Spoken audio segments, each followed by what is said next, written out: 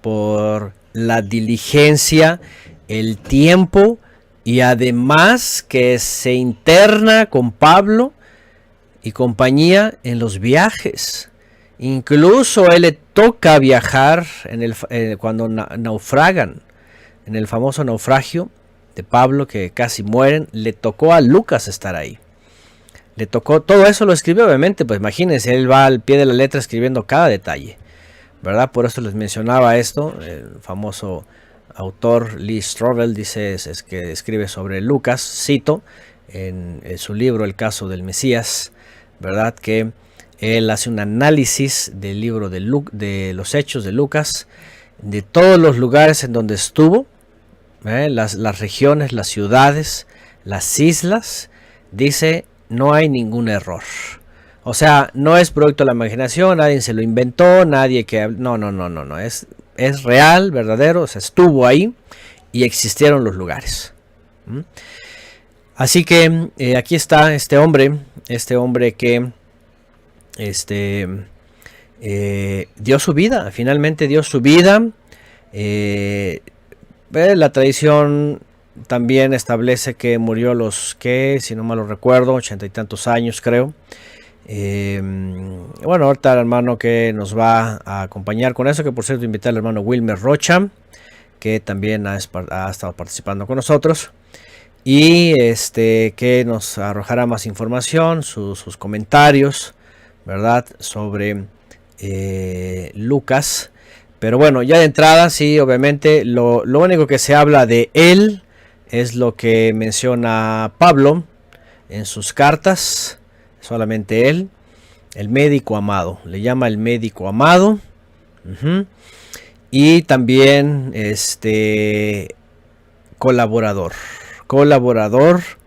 y cuando habla de colaboradores, pues regularmente se refiere a los colaboradores de milicia, ¿no? Una expresión que tiene que ver con los que están militando para el Mesías y trabajando en la obra misma.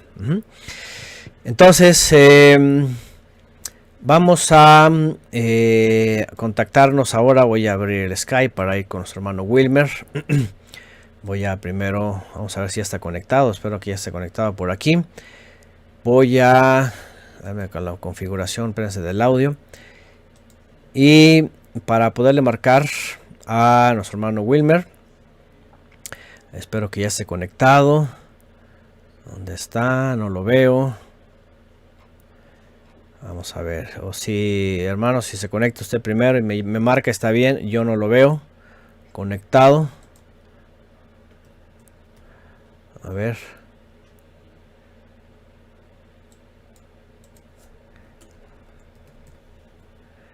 Wilmer Rocha aquí ya está. Sí, ya lo veo. Ok, lo vamos a marcar. Y esperemos. Vamos a ver.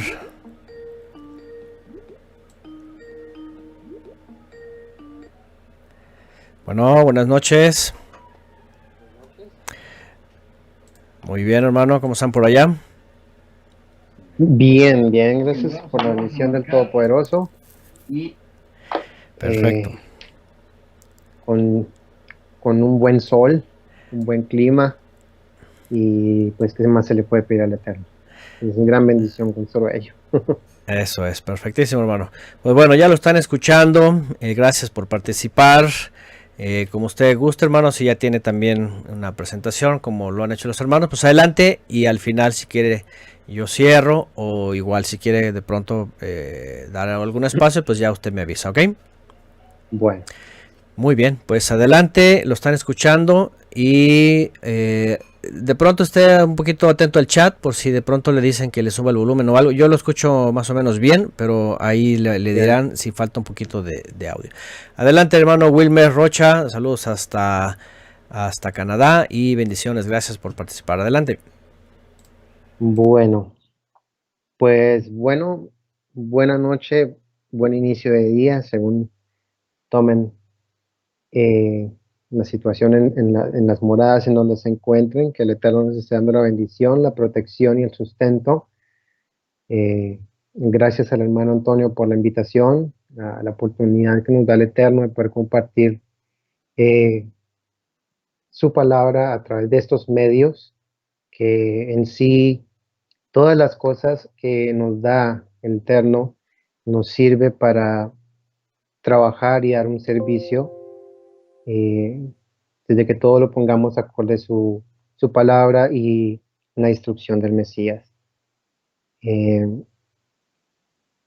eh, a mí, en lo personal, tengo que decir que me fue casi imposible eh, no tener una identificación con el personaje bíblico, y la mayoría de veces trato de tener una, una identificación no solo con Lucas en esta ocasión, pero con todos los personajes bíblicos, especialmente si han tenido una identificación dentro del pueblo, del pueblo del Eterno.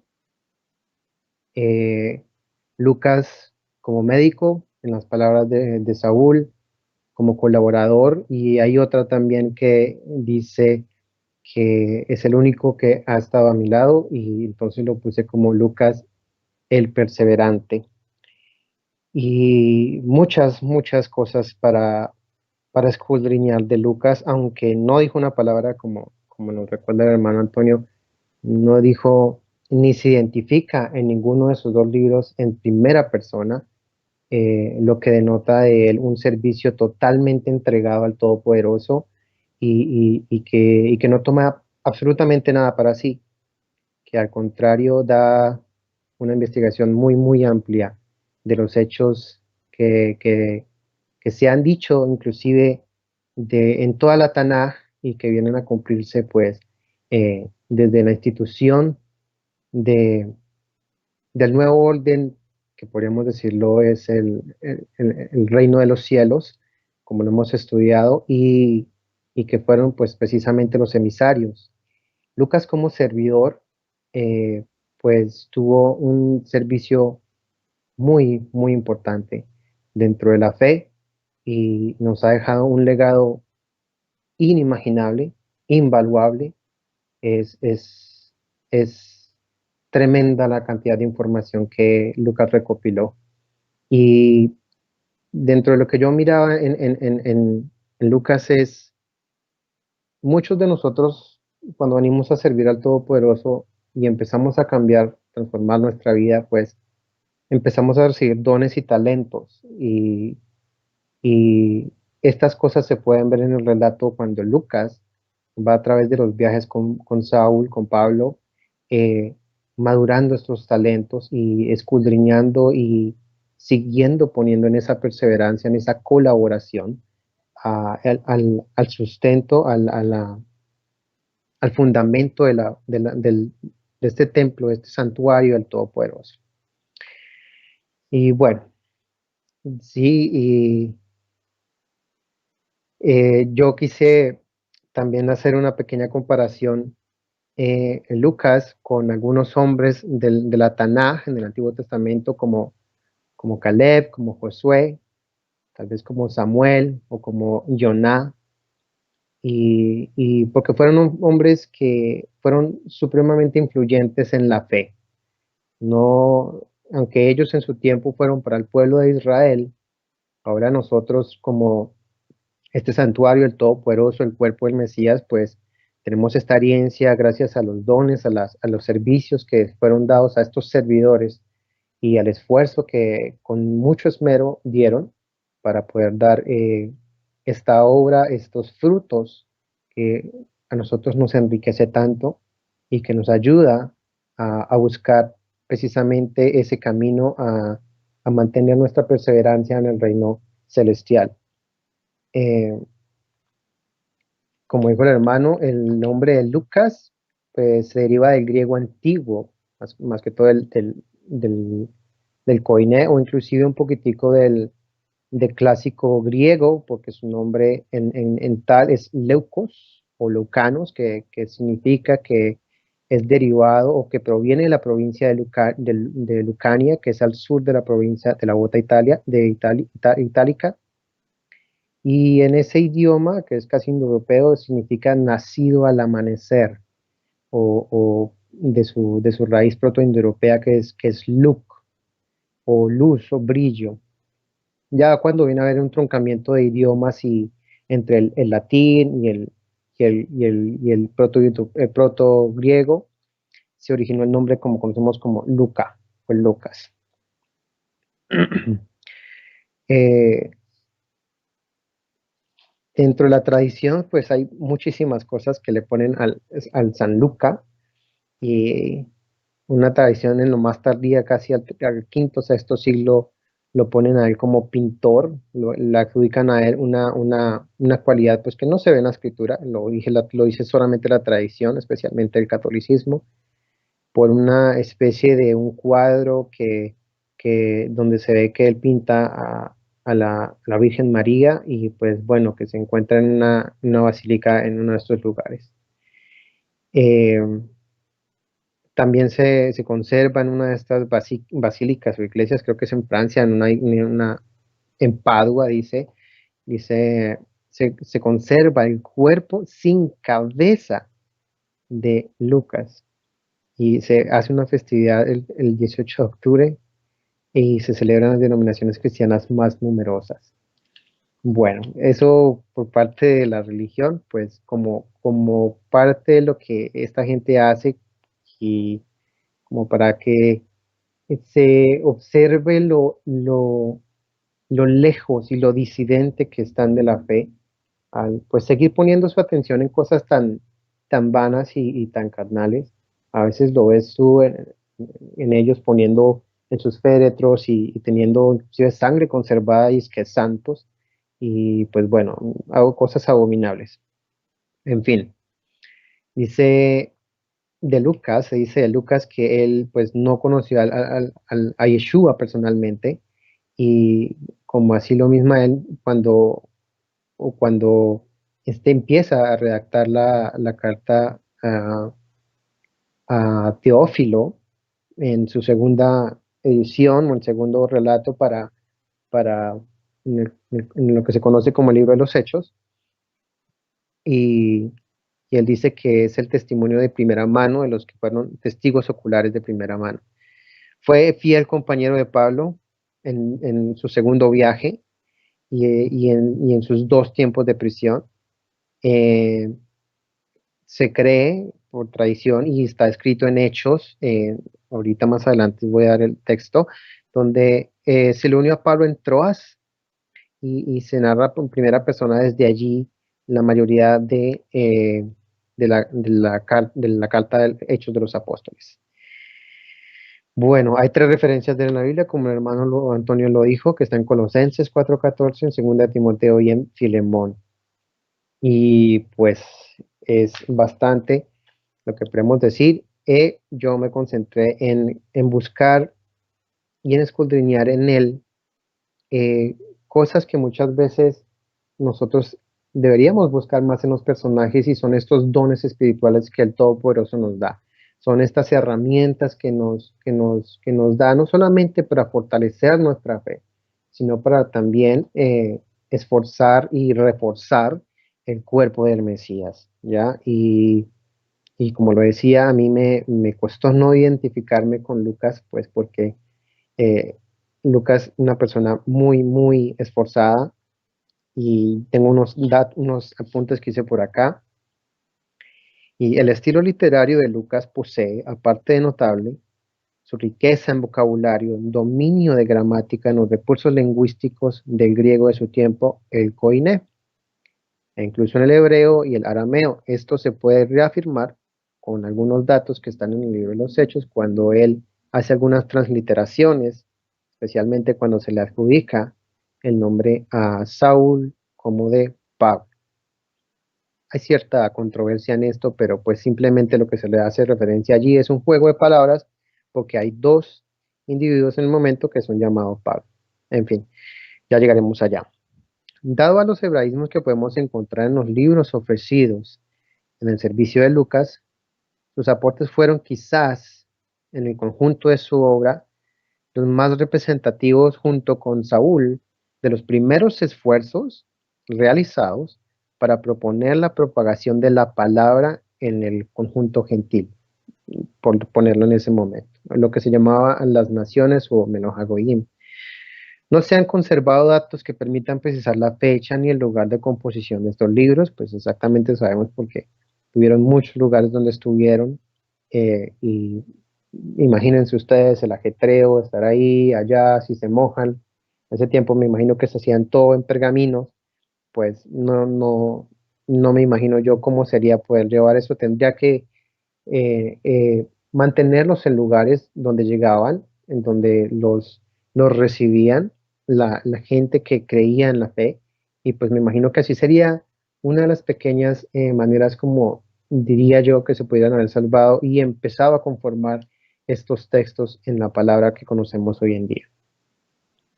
Dice, dice estos libros con exactitud, aunque rodean todos en el año 62. Aunque el mensaje haya sido llevado a través de diferentes idiomas, porque fueron no solamente el griego y el arameo y el hebreo, sino que empezaron a llevar la buena nueva a todos estos lugares que eran para el pueblo israelita conocido como la diáspora. No es el lenguaje lo que identifica el poder del aliento santo, ni un pueblo o un linaje de sangre, un rito bautismal o una mispot sin contexto profético, hablando del Brit Milá, algo que ya hemos tomado presente en Timoteo, sino un corazón puro y obediente, sumiso al Creador. Y a esto es lo que entendemos nosotros, lo que hemos estudiado, lo que hemos escudriñado, estar sujeto al reino celestial. ¿Por qué los idiomas no son relevantes a estar sujeto al reino celestial? Hay una gran controversia hoy en día junto con los académicos y que si se escribió en este idioma, si se escribió en el otro idioma. La verdad, no hay por qué sentarse a pensar muchas veces si inclusive las mismas controversias que se dicen que si Yeshua habló hebreo o habló arameo o habló el koiné, la verdad, el idioma celestial no está puesto para tener una controversia entre un idioma, sino para poder entender que todas estas cosas que fueron puestas son para que nosotros transformemos nuestras vidas y vengamos al Todopoderoso y empecemos a servirle de la manera que Él nos proponga, que nos disponga y que nosotros tengamos esa verdadera intención sincera y sujeta al reino celestial. Esto quisiera hacerlo en una referencia a la escritura que tengo que está en Lucas 8, 20 al 22. Dice, alguien avisó a Yeshua, tu madre y tus hermanos están allá afuera y quiere verte. Y él contestó, los que oyen el mensaje del Creador y lo ponen en práctica. Estos son mi madre y mis hermanos. Obviamente, Yeshua nos estaba refiriendo que él tenía una madre eh, que no fuera desobediente a la palabra, pero en sí más bien que el mensaje de la buena nueva no es solamente escucharlo, sino ponerlo por obra. Y aquel que pone por obra, aquel que oye este mensaje, aquel que empieza a tener este cambio, que es muy, muy revelado en Lucas, eh, empieza a tener esta función en pro del servicio al reino de los cielos. Empieza a tener todas estas funciones de todo lo que te haya dado el Eterno a través de lo que hayas vivido, inclusive desde pequeño, para que sea puesto en la sumisión del reino celestial. Lucas, una persona académica, estudiada, posee el koiné, posee conocimiento del arameo y posiblemente el hebreo. No hay una certeza sobre ello, aunque los hebraísmos que están escritos dentro de la Buena Nueva y inclusive dentro del libro de los Hechos nos podrían confirmar a nosotros esto, sin duda alguna. Y, y pues bueno, vamos por aquí algo más que tengo aparte. Dice, ante tanto esquema pervertido, Lucas hace un servicio de diferencia en pro de la obra del reino de los cielos, desechando toda falsa doctrina, exhortándola, investigando con paciencia y dedicación. Así como lo podemos ver en el libro de los Hechos, hay una inspección minuciosa de todas las cosas que se fueron dando en los viajes junto con Pablo, e inclusive en la vida de Pedro. eh, los relatos más enfocantes que hay en el libro de los Hechos, pues son lo que se hizo en Jerusalén, en la avenida del Ruach HaKodesh, el aliento santo, en Shavuot, y, y los viajes de Pablo. Eh,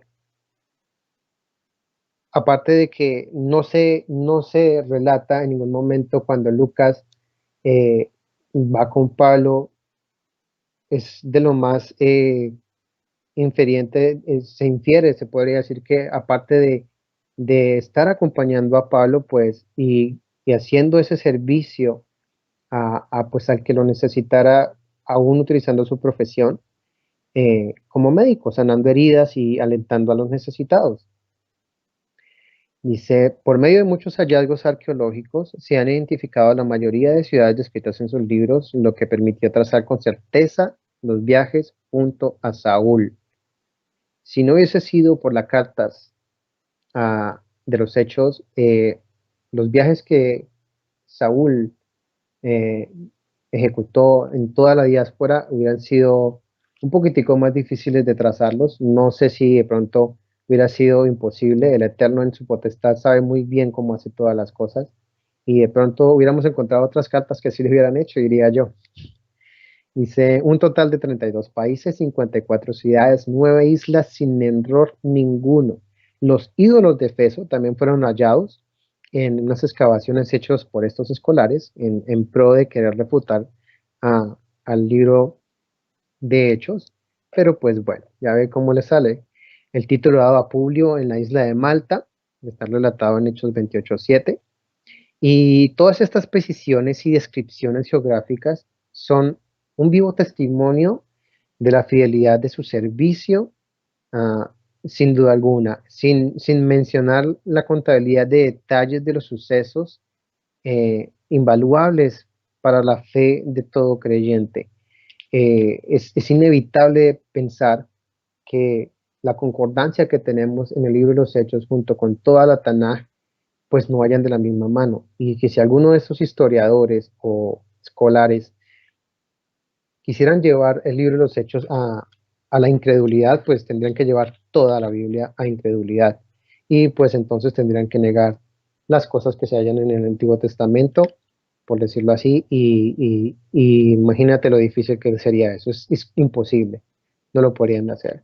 Tomé un par de comentarios acerca de Lucas, de los mismos arqueólogos que eh, trataron de refutar estas. Una de ellas referente a esta película que está, pues una película, es un libro, no sé, el muchacho yo la vi, pero la verdad no es algo que sea como muy, no sé, aportador. En relación a la habilidad de Lucas como historiador, dice el señor William Ramsey, arqueólogo escéptico.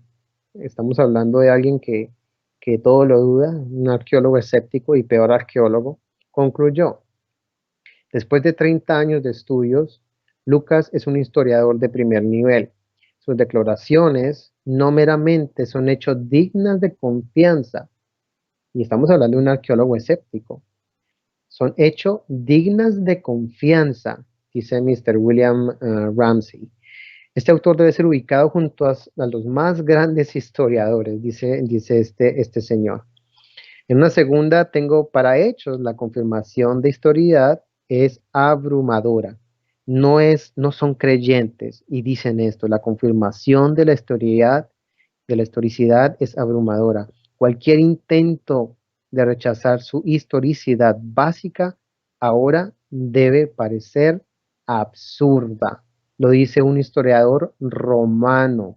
Y bien sabemos y entendemos que todos estos historiadores del primer siglo, más que todos los que están basados en la península itálica, helénica y lo que se conoció como Asia Menor, pues la información es abismal. La cantidad de información que se puede recoger arqueológicamente en esos lugares es innegable. Entonces, tenemos de parte aquí del señor A.N. Sherwin White, A.N. Sherwin White, una confirmación de parte de los escolares de algo que es innegable.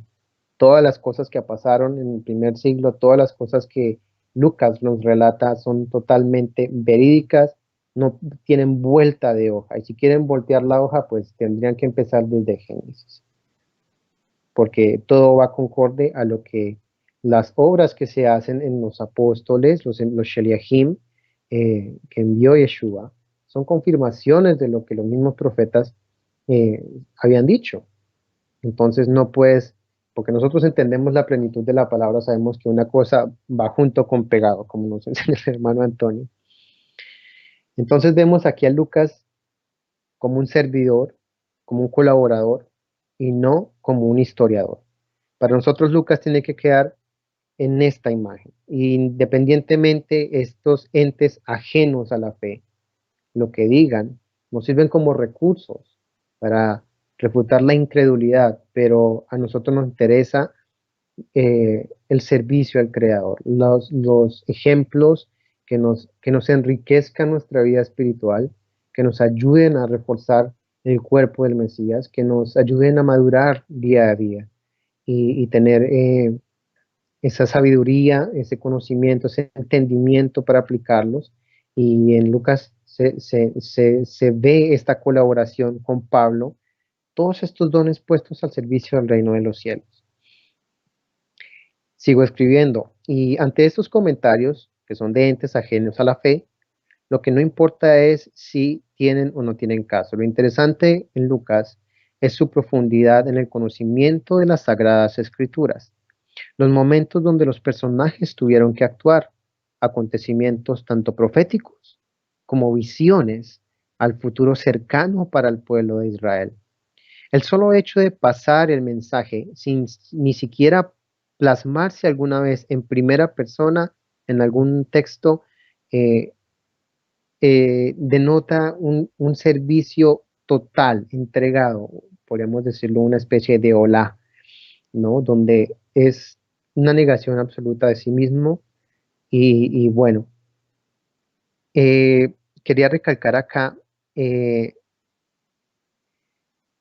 que Lucas, al tener este conocimiento de las Sagradas Escrituras, pues podemos inferir, por obvias razones, de dónde pudo haber adquirido este entendimiento y pues nada más y nada menos pues que de Pablo, de Saúl. Saúl al tener todas estas revelaciones, uno de los que más pudo haber tenido revelaciones, pues no es porque haya tenido más revelaciones que los apóstoles y simplemente es porque tenemos el récord histórico dentro de sus cartas. Y podríamos decir esto, porque en sí todos tuvieron la misma fe, tuvieron la misma emuná, todos fueron lavados, purificados por el mismo Rúa. Entonces, la profundidad y el conocimiento de las Sagradas Escrituras en sí, lo venimos a entender todos cuando somos purificados por el Rúa HaKodesh, por medio de la palabra en el Mesías, y que pueda que no como Lucas haya adquirido este entendimiento de la noche a la mañana, si se puede inferir y se puede entender que Lucas estuvo con Pablo, no sé, un poco más de 30 años, podríamos decir, algo que si de pronto el hermano Antonio en un momento nos pueda ratificar. Ya casi termino con este primer punto y pues interesante. Para los tiempos del primer siglo, donde el imperio romano estaba casi a todo lo que daba, a todo lo que marcaba, el sublevarse podría considerarse un suicidio. Casi, casi, como dice el hermano Antonio. Pero vemos que el papel de este servidor de Lucas está en todo lo contrario, está la certeza, la fidelidad, la seguridad del camino que había tomado y sin limitaciones de la propagación de las buenas nuevas. Es el uso del discernimiento, las herramientas, los dones, la sabiduría que ayudarían a un mejor entendimiento, el comprender el reino de los cielos, no solo al mismo pueblo de Israel, sino a todas las naciones donde se fuera a llevar el reino del Mesías. Esto es algo que nos tiene que marcar a nosotros como creyentes tan profundamente como le pudo haber marcado a él y como le pudieran marcado a los apóstoles y a todos los creyentes que han habido en todas las edades. Eh, nos tiene que dejar un, una, un sello hecho por el Rúa, que aunque él haya puesto todo esto en obra y en servicio, eh, pues es incomparable y inimaginable que todas las herramientas que nos da el Padre Celestial para poder mm, aportar al reino de los cielos, pues se hayan puesto dentro de él. En esto que pues se puede entender que es una obra escritural, ¿no? Eh, Poco a poco en el tiempo podemos entender que las cosas han ido cambiando, ¿sí? Que antes eran escritos, después vinieron los libros, ahora vemos toda esta revolución de la internet, la información vuela, ¿me entiendes? Entonces, en un segundo tienes un mensaje de un lado del mundo al otro lado del mundo. Eh, y lo que vemos hoy en día es que toda esta información se está diluyendo porque están tomando pensamientos tan patéticos sobre la misma realidad, la misma concepción sobre el género es algo que realmente ni siquiera un niño en su naturaleza concibe, ¿me entienden? Es la persona, la verdad es que poco a poco estamos viendo que la gente está perdiendo el uso de la razón, de la conciencia, cosas que fueron totalmente necesarias en servidores como Lucas para poder saber que todo lo que estaban relatando no era producto de emocionalismos, de pensamientos filosóficos o categorías como estas, ¿no? Este es mi primer punto de introducción para Lucas. No sé si el hermano Antonio tenga algo que aportar aquí antes de querer entrar un poco en escritura un poco más. Sí, sí, hermano, gracias. Nada más abrir un paréntesis pequeño porque esta información que nos da el hermano Wilmer es muy puntual porque fíjense que allá afuera los incrédulos y como el hermano mismo ha citado a este arqueólogo, ¿verdad? Incrédulo y además queriendo buscar evidencias en contra, vean lo que finalmente tiene como resultado, ¿no? Decir, ¿saben qué? Estos escritos, este personaje, es muy verídico y es digno de respeto, ¿no? Entonces, algo que nada más que quisiera pues confirmar que aquí con el hermano Wilmer es esto, es sí, independientemente, ¿verdad?, de los idiomas y las controversias que hay detrás de lo que está por encima y peor la canonización y todo lo demás que hace la religión, pues este aporte definitivamente es invaluable. Un creyente, un discípulo con dones y talentos, pero además bien entregado y que nos entrega por generaciones una investigación basada en hechos, en evidencias, en testigos oculares, en lugares, en ciudades. O sea, como creyentes tenemos que estar muy dichosos y muy contentos de tener este tipo de personas, ciertamente, que nos dan una información en la cual podemos confiar y en la cual ante el mundo podemos decir lo que creemos, ¿verdad? Sí, está la fe, que creemos que fue verdad, que sabemos que lo dijeron, pero además el que llegó a escribir esto, lo llegó a escribir con toda conciencia, con toda verdad y con toda entrega, y sí, hasta dio su vida, ¿no? Hasta entregó su vida, siendo médico, siendo lo que sea, por estar ahí y hacernos transferir toda esta información. Así que ese es excelente punto, hermano. Wilmer, adelante. Ok. Bueno, en mi segundo punto lo he tomado y lo he nombrado la obra del Todopoderoso y las obras del hombre.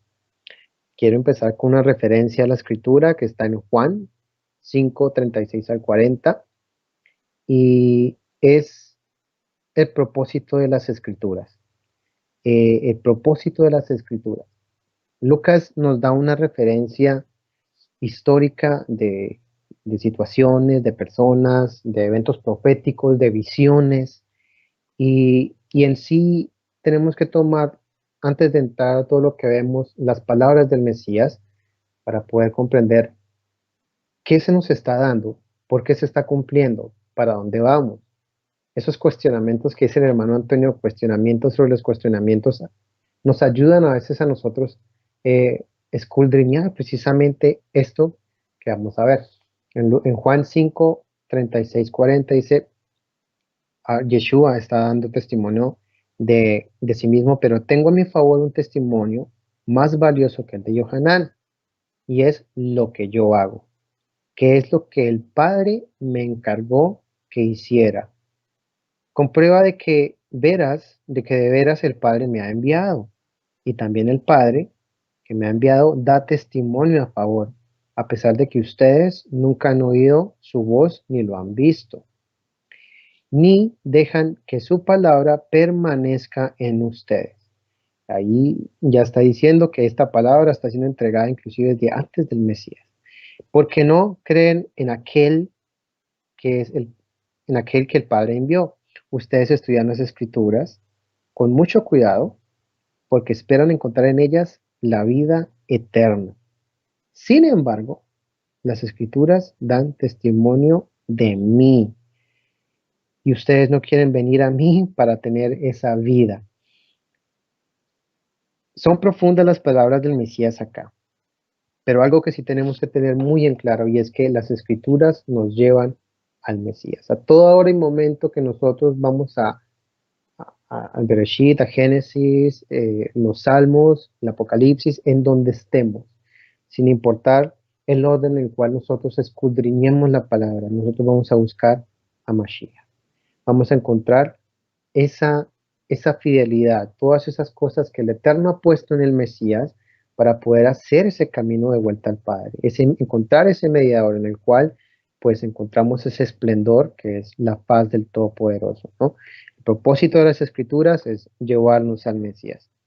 Y escribo yo, si bien la incredulidad mantiene una descripción de la buena nueva conforme a los hombres, religiones, denominaciones, sistemas religiosos, esto es una clara evidencia de la desobediencia del hombre contra la obra del Todopoderoso. En Lucas, como servidor y colaborador, podemos observar lo contrario, uniéndose a Pablo en la enseñanza de lo que se llamaba el camino, puesto por el Eterno en un lugar donde él mismo lo habría llamado, y produciría frutos dignos para el reino de los cielos, donde no solo todo tomó una clara concepción de las palabras del Mesías, y cuando tomamos una clara concepción de las palabras del Mesías, no es para que las tomemos y decir, vamos a hacer mi religión, o esto es lo que pienso yo y punto. Cuando tenemos una clara concepción de las palabras del Mesías, seguro, como lo dijo el Mesías, mi Padre y yo moraremos en él. Hay una unidad que es en plenitud, que es perfecta. Y esta unidad nos hace que todas las palabras que encontremos en las mismas escrituras sean claras. No van a haber disoluciones o como este pensamiento, este ecumenismo que pasó hace no sé mucho del, del Congreso de Had. Había un ente X que decía que la Torah era como un diamante y que entonces cada uno tenía su propia perspectiva, pero que todos mirábamos un diamante. Esto es lo más filosófico, falso y repugnante que yo pude haber escuchado. Y que perdóname, hermanos, yo me expresé estas palabras, pero algunas cosas hay que cortarlas de raíz. Y no se puede decir que la Torá tenga diferentes entendimientos. La Torá tiene un solo entendimiento y es la cabeza del Mesías. Y todos vamos al Mesías. Todo es por el filtro del Mesías. Se lo digo a todas las personas que me encuentro. Dice, toda la palabra tiene que entenderse por medio de las palabras que Mashiach nos dijo. Así lo dijo la samaritana. Vendrá el Mesías y él nos enseñará todas las cosas. El Mesías manda al Ruach en su autoridad y él les enseñará todas las cosas, les recordará todas las cosas que yo os he enseñado. Entonces, esas divisiones que han pasado en las religiones, en las denominaciones, son una clara evidencia de la desobediencia contra la obra del Eterno, que es buscar esta unidad, reunirnos como la gallina reúne a los pollitos. En Lucas, como servidor y colaborador, podemos observar lo contrario. Me pasé. Puesto por el Eterno más abajo. No solo, ok, sino mantuvo puesta su mirada en las cosas celestiales. Además, lo que nos deja prueba de haber abandonado toda la obra de la carne que lo pudiera haber desviado de la promesa celestial. Al fin y al cabo solo tenemos de dos, un galardón junto a lo sublime o confrontaciones, problemas de pensamiento, que son filosofías, algo muy dado en esa época, junto con toda la influencia helénica que hoy apodaban los griegos y después los romanos, algo que era extremadamente fuerte en ese tiempo. emocionalismos junto con el helenismo y toda la cultura helena desarrollaron una especie de cultura artística que el emocionalismo desde entonces viene creciendo. Las políticas y Roma con todo lo que influenciaba con su poder no es diferente a estos días. Toda la gente piensa en X y dice que X es mayor que Y y en fin. También nos demuestra una continua búsqueda del Padre Celestial y no su beneficio.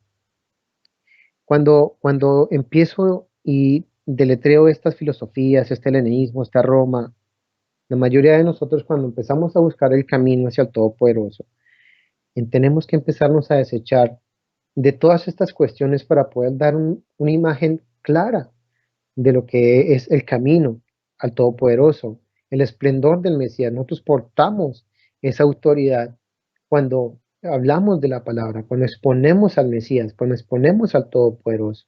Y si no tenemos nosotros puestos esa cobertura, ese vestido lleno de ese esplendor que nos ha dado el Mesías para poder vivir dentro de su reino, entonces no estamos viviendo el reino de los cielos. Estamos viviendo otra cosa.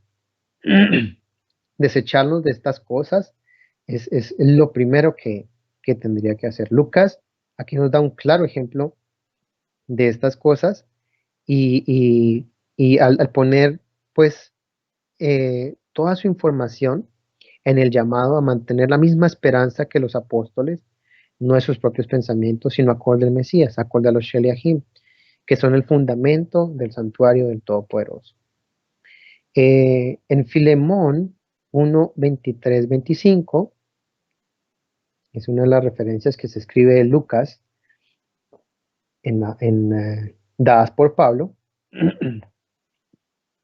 Filemón 1, 23, 25, leemos, dice, te saluda Epafras, mi compañero de prisión, por Yeshua el Mesías, y Marcos, Aristarco, Demas, Lucas, mis colaboradores. El favor del Adón, del Señor Yeshua, el Mesías, sea con vuestro espíritu. Lucas hace una referencia clara de los que son sus colaboradores, gente que está sufriendo con él, gente que está en los momentos que él haya tenido que pasar. Y esto denota de estos servidores no solamente la perseverancia, sino el esfuerzo de que independientemente de la situación en la cual un servidor se encuentre, no quiero enfocar solamente a Pablo, pero posiblemente, inclusive cuando hayan podido ir a Jerusalén, la colaboración a los apóstoles, la colaboración a cualquier servidor, porque más adelante vamos a ver que dentro de la comunidad del primer siglo y los creyentes que se iban uniendo a la fe, lo que más se vivía era la hospitalidad, la conformación de la familia de la fe. Lucas, colaborador de Saúl. Entonces, tenemos a un colaborador de Saúl.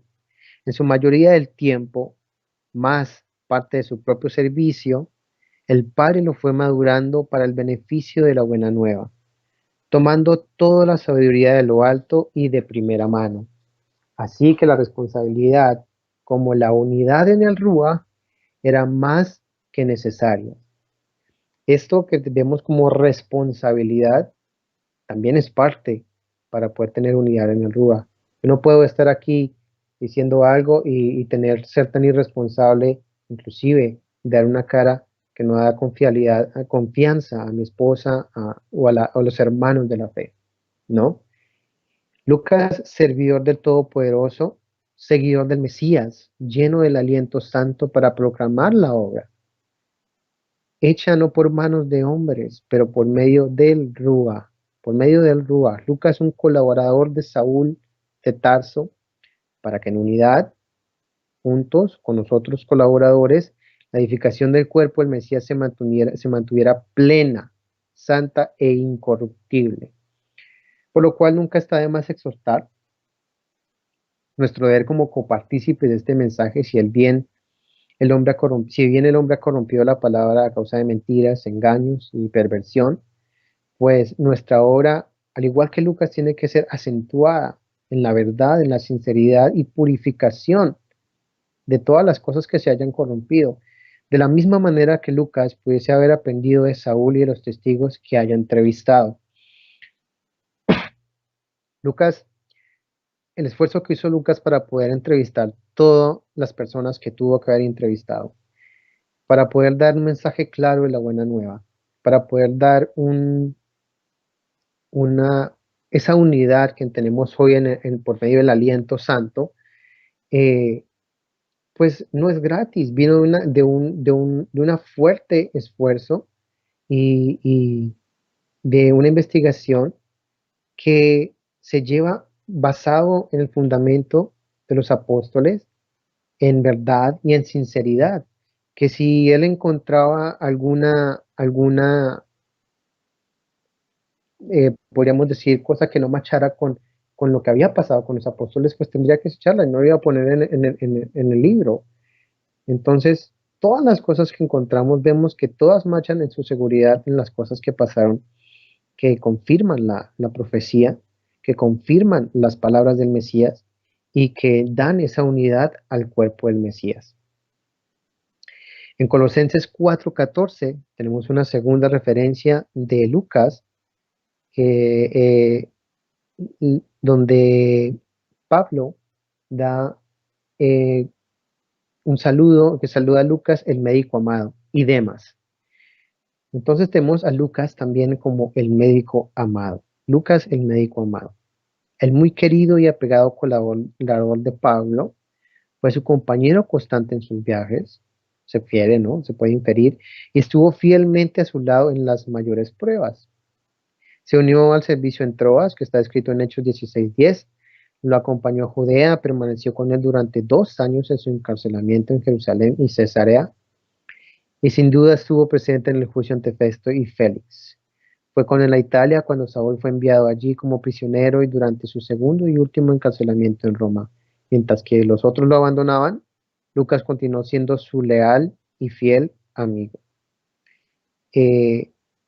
Podemos entender que el afecto con el que se toma Lucas de parte de Pablo, designándolo el médico amado, para un servidor como Saúl, un hombre que dispuso el aliento de toda su vida, la presencia de un amigo amado, de un amigo médico, debe haber sido de inmenso servicio y colaboración, tanto en sus laboriosos viajes como durante su largo encarcelamiento. Si podemos entender que el servicio que nos ofreció Pablo, Saúl, tiene una riqueza espiritual tan inmensa como la que hicieron los emisarios, pues el servicio que dio Lucas no fue diferente para Pablo. Y en este momento no estoy hablando de lo escritural, sino el servicio que tuvo que haber sido hecho de parte de Lucas como hombre, como con los dones que el Eterno nos da, ¿no? Y todas estas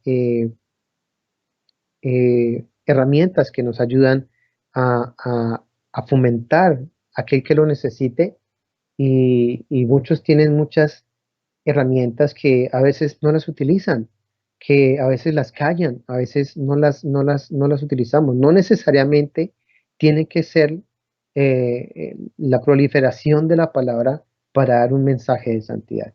Si bien sabemos que con nuestro testimonio a veces habla más que 1000 palabras, no por eso seguimos el testimonio del Mesías, seguimos el ejemplo del Mesías, ¿no? Cuando que realmente lo tenemos hoy basado en sus palabras, pero son esas mismas obras que el Padre le dejó a él para que nos enseñara a nosotros, obras que nosotros seguimos haciendo, que es la obediencia, la santidad, la purificación, la sinceridad, el discernimiento de la verdad y separar la verdad de la mentira. Es un deber que yo pienso que todo servidor de la palabra tiene que hacer. Si bien el Mesías vino para mostrarnos a nosotros la verdad, es porque este mundo está lleno de mentiras. Y la única verdad es Él, la única verdad es su palabra, la palabra del Eterno. De ahí no más, pues no hay más. En estos días modernos hay un número cada vez mayor de médicos que no son menos eminentes por la piedad que por su habilidad profesional.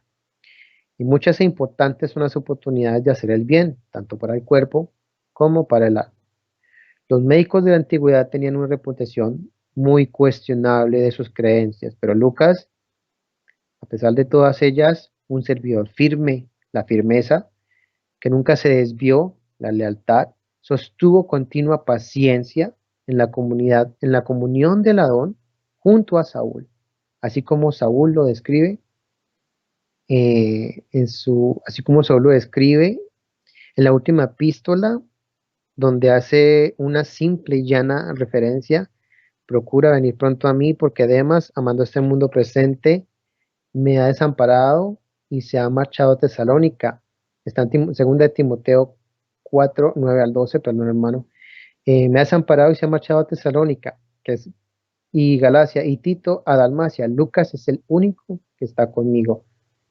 Si vienen los hermanos, los otros servidores que estaban al lado de Lucas, no necesariamente, eh, en este párrafo dice que excepto por Demas, excepto por Demas, que se fue con los demás. Los otros hermanos se fueron al servicio probablemente porque aquí estamos a Tito, que ya lo vimos, mi hermano Tito. Lucas es el único que está conmigo. Lucas es el único que está conmigo.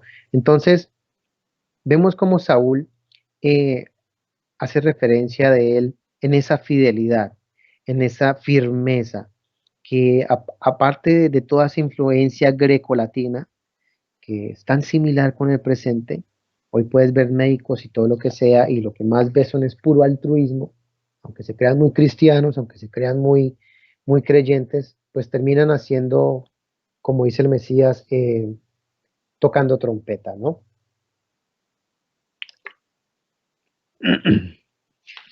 Eh, dice, y una de las cosas que yo creo que Lucas tomó muy presente de Pablo para poder tomar ese crecimiento en la firmeza, en la fidelidad, no solamente al servicio y de la hermandad de la familia de la fe, sino también en ese crecimiento personal, ¿no? Lo encontramos en 2 Corintios 3:18, donde nos relata el texto: nosotros, en cambio, con rostro descubierto, reflejamos como en el espejo el esplendor del Todopoderoso, y somos transformados a su propia imagen, a la imagen del Mesías, cada vez con mayor esplendor, por la acción del Eterno, por la acción del Eterno que es en el Rúa. 2 Corintios 3:18. Lucas, perseverante en la fe. Es mi último aporte de Lucas, de lo que se conoce en las referencias de Lucas, y dice, aunque tengo más puntos, hermano, no he terminado, dice: Lucas, perseverante en la fe. Su propósito fue documentar con precisión y claridad la difusión de la buena nueva. Un análisis sincero, como detallado y minucioso, lo que necesitó tranquilidad, esfuerzo, templanza en las adversidades, especialmente junto a Pablo, aparte de negarse a sí mismo, lo que denotó también su humildad en el servicio, aparte de muchos más frutos en el Ruach, ¿no? Imagínense detallar con investigación todos los sucesos del Mesías. Si las escrituras nos dan millares de creyentes, ¿a cuántos habrá acudido Lucas para la investigación? Para detallar con plenitud los pasos del Mesías sobre la tierra, hasta el momento de su ascensión a la diestra del Padre. Aparte también, pues, una narración clara en descripción del modo en el que el Ruach del Eterno impulsaba en aquel entonces el crecimiento de la fe, lo que significaba la restauración de un pueblo santo desde Jerusalén hasta los últimos confines de la tierra. La perseverancia de Lucas eh, lo llevó a un esfuerzo que se tuvo que mantener con todos los dones del Todopoderoso puestos a un servicio, y que juntos dieron ese fruto que, que aparte de ser narraciones, no solamente que a nosotros nos llenan el alma de fortaleza, de seguridad, de esa misma templanza que tal vez él pudo haber tenido en esos momentos de dificultad, sino que nos hace entender el propósito del Eterno a través de su aliento santo, y la obra del Mesías para darnos este mensaje de redención nosotros que somos el pueblo del Todopoderoso, a todas las naciones en los rincones de la tierra. Yo no sé, hermanos, pero esto a mí me, me llena, no de emoción, pero de una certeza y de una seguridad. Si bien no me gusta hablar de mí mismo, yo no puedo ser tan, de pronto, no podría decir que conozco las escrituras desde hace mucho tiempo, no más de hace 3 4 años. Y porque siempre negué el conocimiento de la Biblia y lo consideraba como lo que es la política el día de hoy para la gente, simplemente manipulación. Eso es una tesis y una antítesis igual. Lo que tenemos en Lucas realmente es un aporte, ese bastón que en la mano derecha del Mesías que nos hace perseverar en la fe. Eh, Esta documentación de claridad y de lo que fue la buena nueva en el primer siglo, no solamente con el esfuerzo de la investigación, sino que detallar estas informaciones del Mesías, de los Sheliahim, con una claridad que no tienen duda de lo que pasó. Y cuando me digo, y cuando decimos no hay duda de lo que pasó, es porque confirman toda la obra del Todopoderoso a través del aliento santo.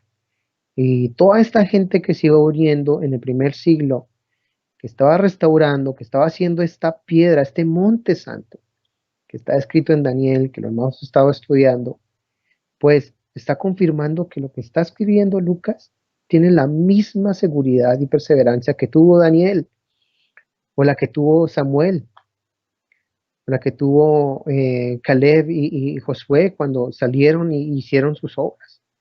No es diferente, no es diferente en ningún momento. La emuná ha sido igual, la esperanza se mantiene y firme para seguir poniendo nuestros ojos en lo celestial.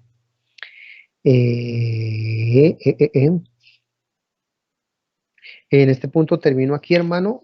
Sigo a unas referencias en la Buena Nueva. No sé si hermano Antonio tenga ahí algo con que colaborar. No, no, por ahora no. Adelante, hermano. Continúe. Bueno, sigo aportando y empiezo a mirar dentro de la Buena Nueva según Lucas. Es la tercera Megilá o el tercer libro según la Buena Nueva. Es el libro más extenso de los cuatro y por esta razón, junto a Hechos, es el aporte de Lucas comprende un cuarto de la plenitud del Brit Hadashah, o lo que conoce en la cristiandad como el Nuevo Testamento, al igual o parecido a las aportaciones de Pablo por su extensión, por su detalle. Aunque su idioma natal no fuera gentil, el de Lucas, en la perspectiva de la fe, ni fue diferente a los apóstoles, además de directa, concreta, en los hechos históricos como eventos milagrosos. Y pues bueno, ya podemos saber que hay mucha gente que ante la incredulidad de los textos y los hechos de los personajes mencionados dentro de la palabra, pues se llenan de pensamientos ajenos a la fe sin conocer lo que ya lo que ya hemos hablado, que es el desarrollo del cumplimiento de la obra del Todopoderoso en la tierra. Y ante todo, pues cuando venimos a la buena nueva de Lucas, a mí cuando vengo al primer capítulo de Lucas y dice, para poder entrar a Lucas, me dio curiosidad que cuando yo no sabía ni entendía que Lucas y Hechos de los Apóstoles pues eran libros separados, eran libros juntos, es una sola obra, pero cuando vine a conocerlo dije, esto es magnífico, esto es no solo magnífico, sino es tan esplendoroso y hay gente que confunde que Lucas fue un apóstol del Mesías, hay gente que confunda que el libro de Lucas es una obra diferente a Hechos de los Apóstoles, pero en su narrativa, en su escritura, es un solo hecho. Por ahora la buena nueva de Lucas nos empieza a decir, y confirmado con lo que hice Hechos 1, el 1 al 2, donde dice en el primer tratado, o Teófilo, porque las cartas son escritas a un personaje llamado Teófilo, que te escribía acerca de todas las cosas que Yeshua comenzó a hacer y a enseñar. Entonces, la buena nueva de Lucas tiene un centro de atención, un punto de inicio y es la obra del Mesías. Hasta el día en que fue recibido arriba, después de dar mandamientos por el aliento santo a los apóstoles que había él escogido. Hechos 1, 1 al 2. Esto, como Lucas era médico, era un hombre de ciencia, de investigación, de dedicación, análisis detallado y claro, muy reflejado en sus escritos, sus tratados, por decirlo de otra manera, dejándonos una herencia de datos no solo históricos, pero invaluables, una buena nueva detallada de la obra de Yeshua y hechos del reino de los cielos.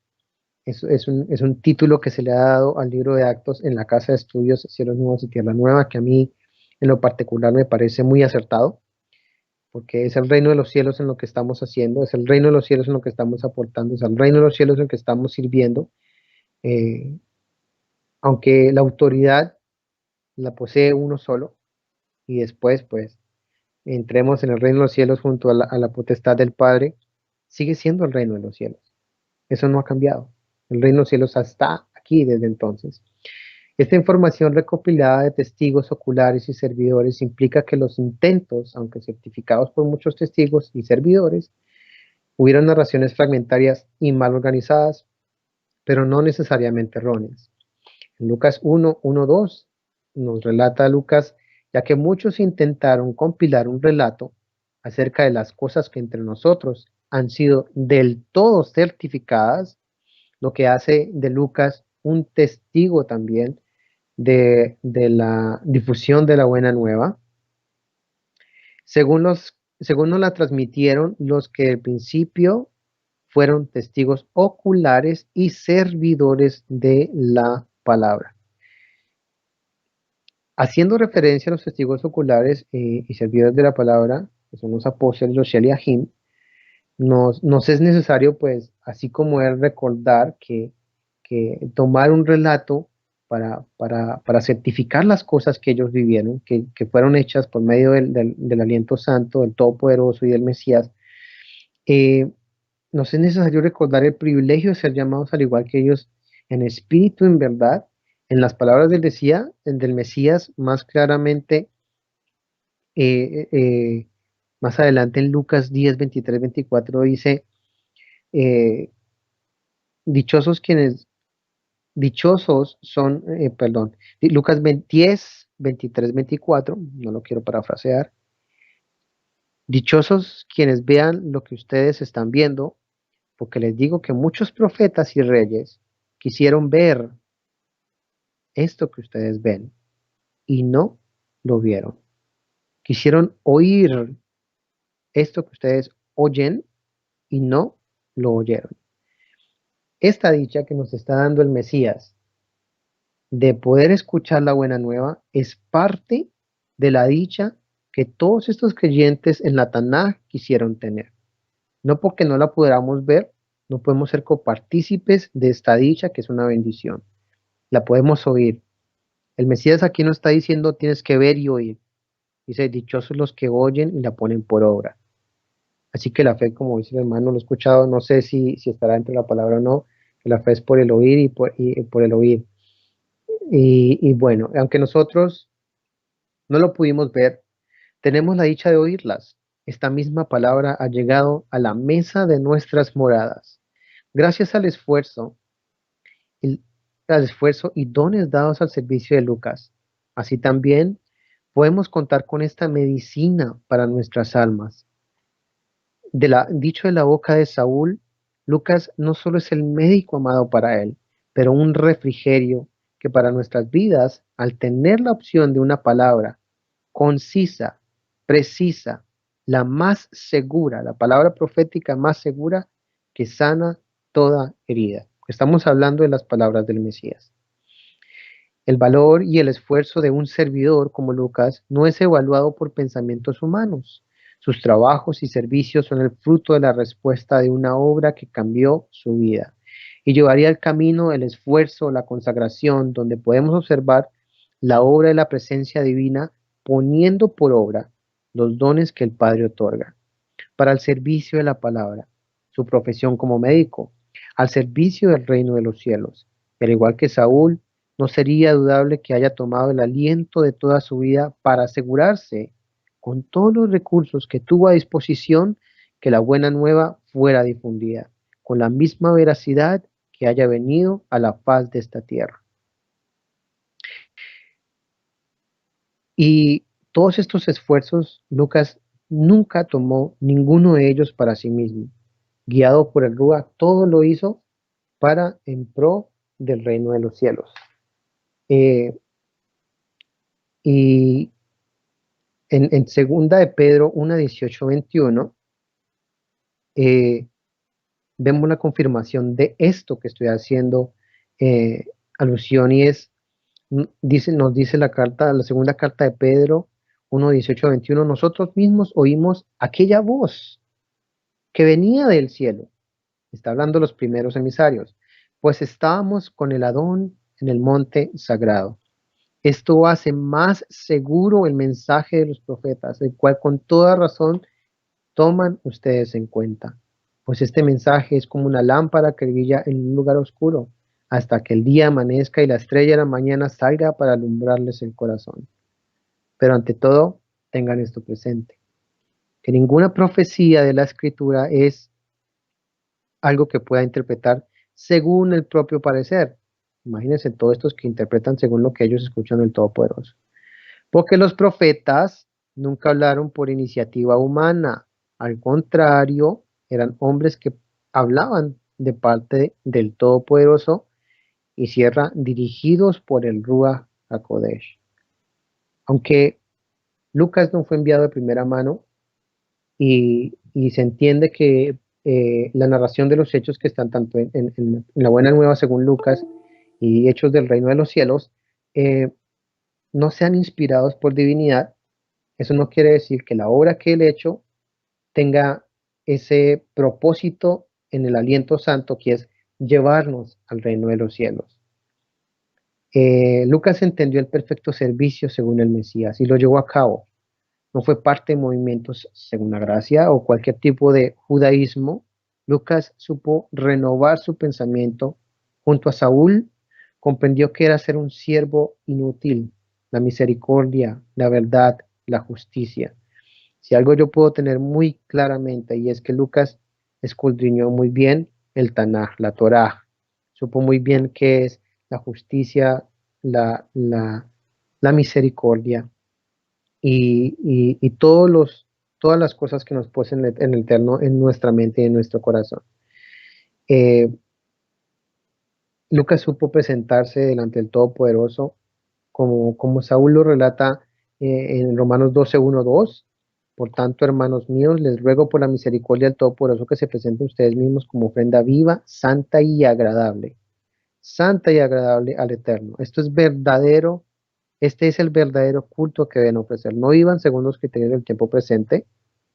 Y imagínense en ese tiempo todo lo que podía influir dentro de un creyente con el helenismo y Roma. Al contrario, cambie su manera de pensar para que así cambie su manera de vivir y lleguen a conocer la voluntad del Todopoderoso. Cambiar nuestra manera de vivir.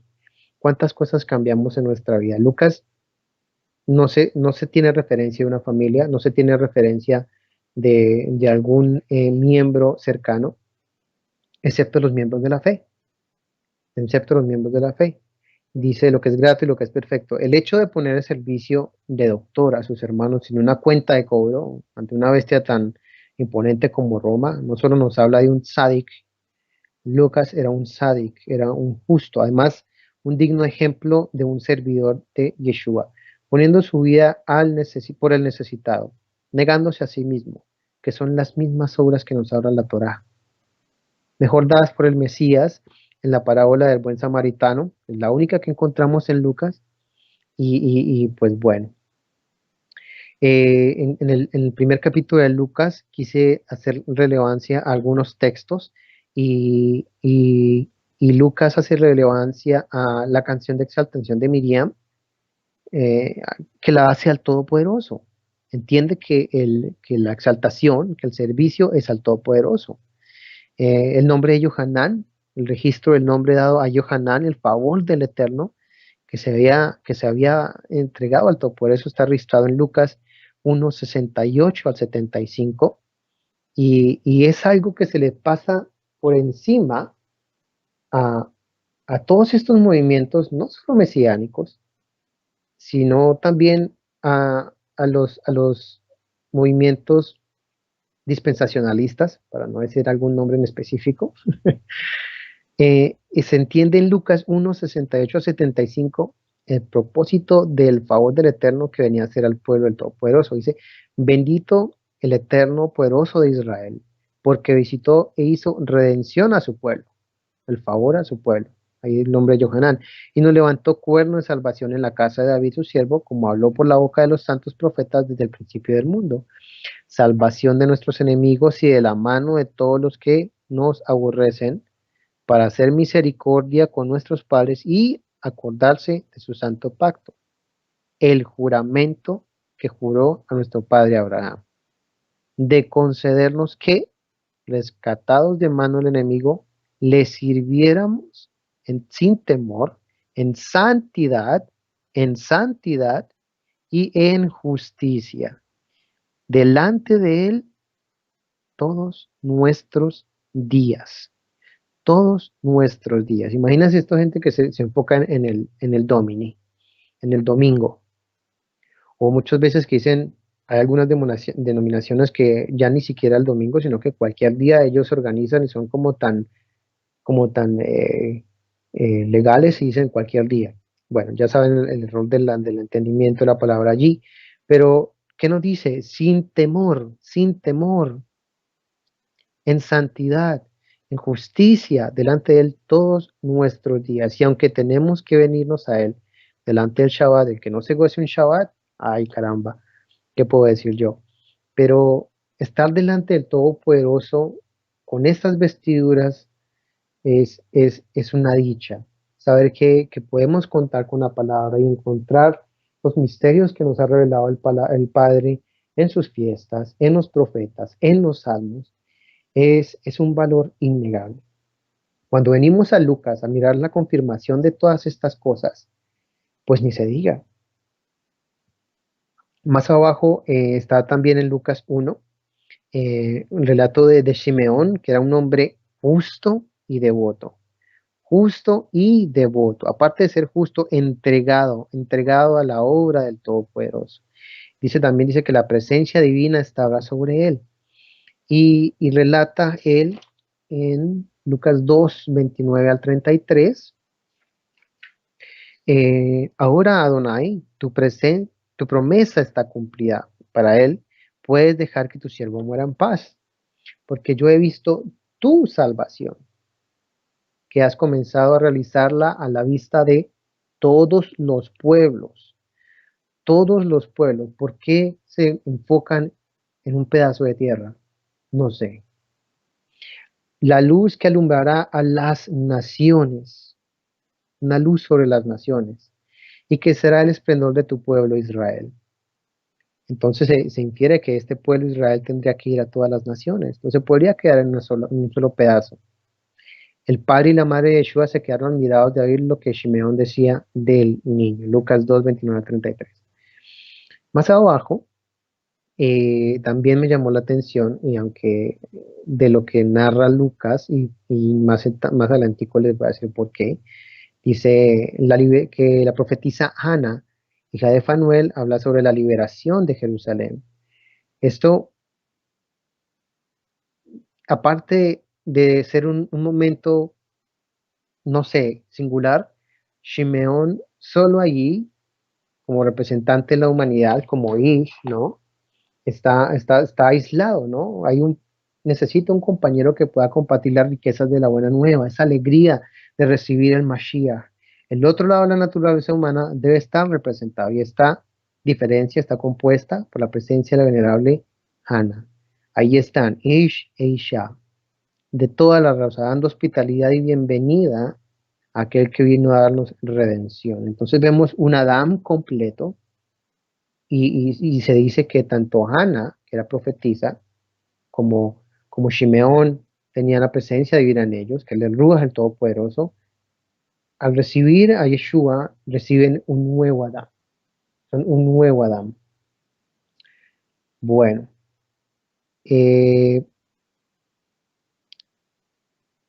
Lucas, quien representa plenamente al Hijo del Hombre, apareciendo de hecho en Israel, pero para el beneficio de toda la raza del hombre.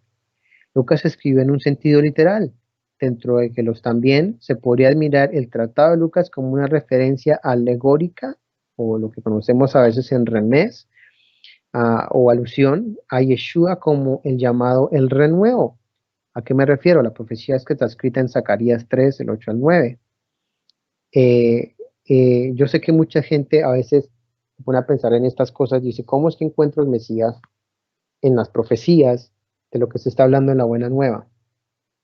Estas pequeñas cosas que nos muestra la Escritura, el aliento santo por medio de estos escribas, de estas alusiones proféticas, se dan cuando vemos las obras que el Mesías hace. Dice Zacarías 3, 8 al 9, dice, escucha Josué, sumo sacerdote, tú y tus compañeros que se sientan delante de ti, son varones simbólicos. Todos estos sacerdotes estaban teniendo una sombra profética. A ellos se les estaba diciendo que estaban siendo simbólicos, no eran los reales, no son los reales. Va a venir alguien, porque aquí yo traigo mi siervo, el renuevo, el renuevo. He aquí pongo una piedra delante de Josué, es una piedra única, dice que es única, la cual hay 7 ojos, tiene un juicio perfecto en él, y yo mismo escupiré su inscripción, quitaré el pecado de la tierra en un día. Si bien el pueblo de Israel podría haber entendido que en Pesa pasaba por alto todas las cosas que hubieron pasado, la opresión de Egipto, pues eso tiene que remarcar la palabra de un creyente. Palabra del Eterno Sebaot, Zacarías 3, 8 al 9. Más adelante en el mismo Zacarías hay otra alusión al Hijo del Hombre que dice en Zacarías 6, 11 al 13, y toma la plata y el oro y haz una gran corona y pondrás la cabeza de Josué en Josadac, sumo sacerdote, y hablarás de él diciendo, así ha hablado el Eterno, poderoso de los ejércitos, diciendo, he aquí el varón, cuyo nombre es el renuevo, brotará de sus raíces y edificará la casa del Todopoderoso. Va a levantar un templo. Sí, edificará la casa del Todopoderoso y recibirá honores propios de un rey y se sentará y reinará sobre su trono, siendo sacerdote sobre su trono y habrá consejo de Shalom entre ambos. Bueno, ¿qué pasa aquí con Lucas? Lucas nos deja con afirmativa la veracidad de una narración que sigue tanto el cumplimiento de las sombras proféticas en la Taná, en la importancia de las visiones proféticas en Daniel y las mismas palabras del maestro. En las mismas palabras del maestro, las mismas palabras del Mesías nos confirman estas. Todos estos estudios que Lucas investigó, fundados sobre la paciente investigación, y se presenta como sustento para la fe de muchos en el nacimiento, la vida, muerte y resurrección del Salvador, Mesías Yeshua. Haciendo referencia a Lucas 1, 3, 1, de 3 al 4, dice, me ha parecido también a mí, habiendo investigado exactamente todas las cosas desde sus fuentes, escribírtelas en orden, oh excelentísimo Teófilo, y para que te percates de la verdad precisa respecto a las cosas que fuiste oralmente instruido. Existe una controversia acerca de que las cosas que fueron instruidas aparte del Mesías pues tenían que ser escritas, y ponemos aquí que sí, realmente Lucas dejó escritas estas cosas con una instancia precisa de parte de su propia palabra, pero que aún siguen siendo instrucción oral. Lucas plasma una clara descripción del último profeta que recibiría el pueblo de Israel, que es Johanán. El nacimiento de Johanán, que prepara el camino antes de recibir al Redentor, y que había de poner la era mesiánica, que es Yeshua. Si Lucas hace descripción de los dos nacimientos juntos, con gran detalle, es porque tiene que haber algo que se está pasando. No es un porque sí, ¿no? El rey ungido que traería el favor ante el Todopoderoso, de parte del Todopoderoso, perdón, la confirmación de la palabra de los profetas cumplidas, confirmación de Yeshua como su Hijo amado, y ungido por el poder del Ruach HaKodesh, del aliento santo. También la descripción genealógica extendida que va más allá de Abraham. Y esto es algo que a veces, ¿por qué se extiende más allá de Abraham Lucas? Si supuestamente él tiene una investigación llana, lineal, ¿por qué va más allá de Abraham? La anunciación del inicio de la misión del reinado mesiánico, la bendición del reino de los cielos que poseía en su mano, el cetro, que se le fue quitado a Shiloh y ahora se le daba al Mesías, las características de quienes tendría entrada al reino celestial en las palabras del Mesías, dentro de la buena nueva según Lucas, sus implicaciones para permanecer dentro de esto. Nos deja un claro la buena nueva de Lucas, el concepto de la redención del Adán y que no es un linaje hecho por carne, que no es un linaje hecho por la sangre, que es el pacto abrahámico, ¿no? La mulá. Dice, dentro de las dichas en el monte dice pobres de espíritu, y si vamos a los pobres de espíritu, según Isaías, son aquellos que buscan del Todopoderoso, pues con toda su mente, con todo su corazón y con todos sus recursos. Todas estas cosas están muy bien detalladas en Yeshua el profeta al cual oír, que se encuentra entre los estudios de Cielos Nuevos y Tierra Nueva. No sé si hermano no tengo algo que aportar, sigo mi último aporte para el libro de Hechos. Eh, Nada más algo rapidito, rapidito hermano, porque lo que está, así como nos va llevando, está claro y entendido de que pues todo el empeño, ¿verdad?, de Lucas. Y algo que pensaba ahora que usted estaba hablando todo esto, es sí, cómo hubo esos hombres que escribieron, ¿no? Y cómo es fiel el testimonio. Pero por otro lado, por ejemplo, lo que hemos estudiado, que el Mesías, por ejemplo, no mandó a nadie a escribir, ni siquiera él mismo, ¿no? Ni tenía un escribano, pero es muy claro también que fueron motivados también por la presencia divina, a raíz también, como justamente usted lo mencionó aquí, del mismo Lucas, que dice que tuvo que ser muy diligente, que le pareció poner las cosas en orden, dice ya que muchos han querido hacerlo, está hablando, digo, a lo mejor más allá de Mateo, Marcos y Juan, a lo mejor, como bien se sabe, otros evangelios, otras cosas que tal vez en esa expresión, tal vez Lucas estaba diciendo, muchos han querido, pero a lo mejor no ha sido los mejores intentos o la mejor intención. Y bueno, estamos viendo de aquí de Lucas que más allá de que según Lucas es pues obviamente una investigación y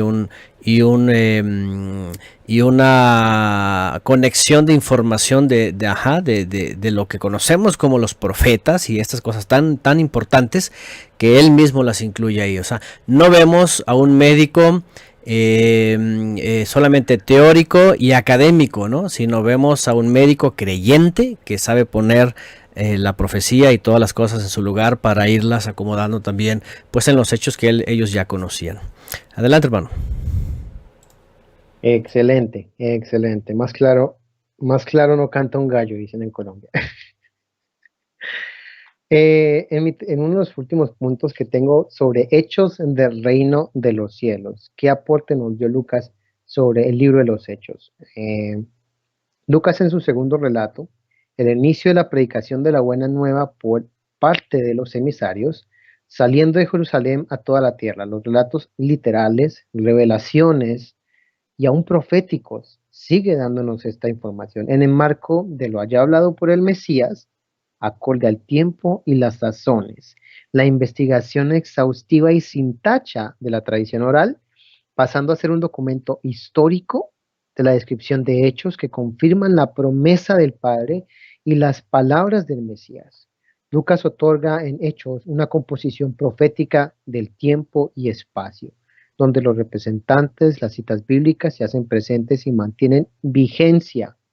La importancia de documentar estos hechos no solo marcan un parteaguas para el pueblo de Israel, sino para la humanidad entera, un nuevo orden de autoridad que funcionaría desde la cabeza en el reino de los cielos, un nuevo espacio en el tiempo profético. Y es donde vemos pues lo que está demostrado que son las citas bíblicas, las fiestas del Eterno, las Moed, los tiempos proféticos, que el tiempo del Olam, el que se le dio profética, al tiempo profético que se le dio al pueblo de Israel, y una nueva edad, que es el reino mesiánico, la edad de las naciones, Meloj HaGoyim, lo que venimos estudiando en el libro de Daniel. Y qué maravilloso ver dentro del libro de Hechos. A mí el libro de Hechos del Reino de los Cielos es un libro que realmente marcó mi sentencia como creyente. Esto es invaluable. La riqueza que hay dentro del libro de Hechos, aunque mucha gente, y lo voy a decir así, considere que no fue escrito, eh, que no es escrito por influencia, ¿cómo lo pudiera decir? Eh, no es escrito como revelación, como se le fue dado al libro del Apocalipsis. Yo pensaría que el aliento santo nos lleva a esto, a que todas estas cosas que hacemos refleje el reino de los cielos. Algunas veces tienen que ser llanas y literales, otras veces tienen que ser revelaciones, pero todas tienen que marchar en la escritura, en las palabras del Mesías. Perdón. En Hechos 1:7 le vemos en las palabras del mismo Mesías diciendo y haciendo referencia a este: no les toca a ustedes saber el tiempo o las épocas que el Padre puso en su sola potestad y en su sola potestad. Entonces, ¿qué les pasó a los Eliahim en el inicio de la buena nueva para la, para la dispersión en lo que se conocía como las naciones, se conocía como, se me fue la paloma. Sujetos bajo una esperanza, al igual que ellos estamos nosotros, sabemos que así como el libro de Revelaciones tiene cosas que nos son ocultas para la misma razón, mantener una esperanza, la necesidad de que estén bajo la lupa del Todopoderoso es más que necesaria para que la perfección de la fe sea santa e incorruptible. De otra manera, el exceso o la vaguez de la esperanza se vería corrompida, como pasa en las religiones, o vagas interpretaciones que en sí son una falsa fe.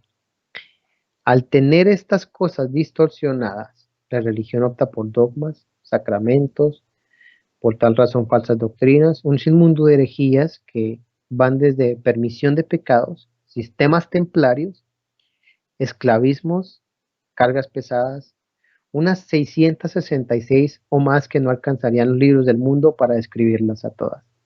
El misterio de la iniquidad que se refleja cuando el hombre rechaza el regalo de la presencia divina, cuando un billete de dólar, mamón, vale más que el favor del creador del universo.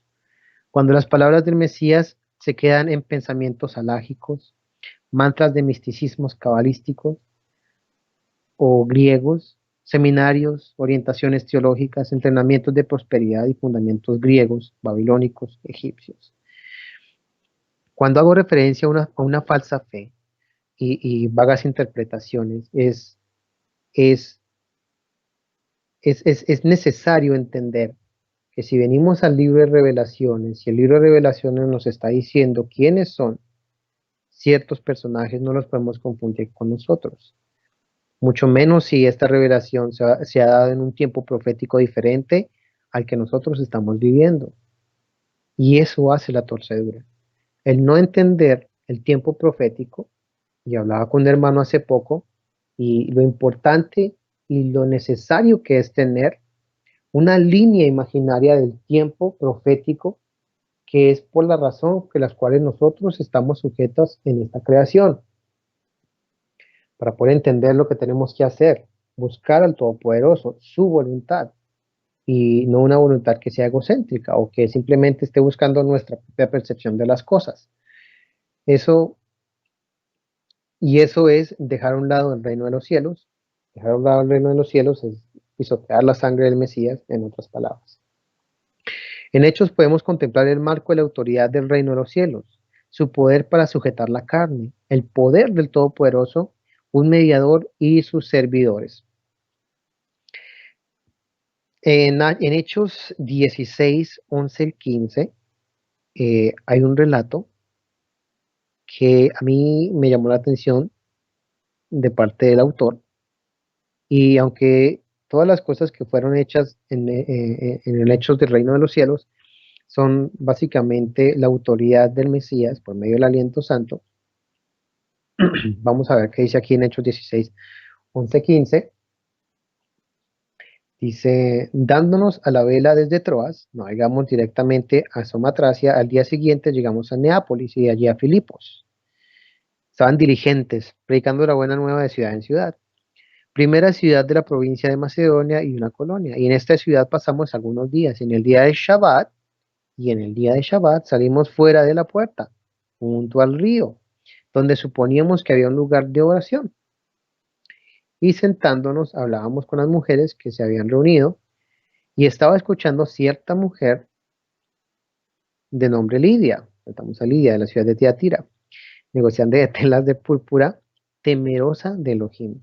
El Señor le abrió el corazón para que estuviera atenta a lo que decía Pablo, y cuando fue purificada con su familia, nos rogó diciendo, si consideras que soy fiel al Creador, entrad y posad en mi casa. Y nos recibió y nos constriñó.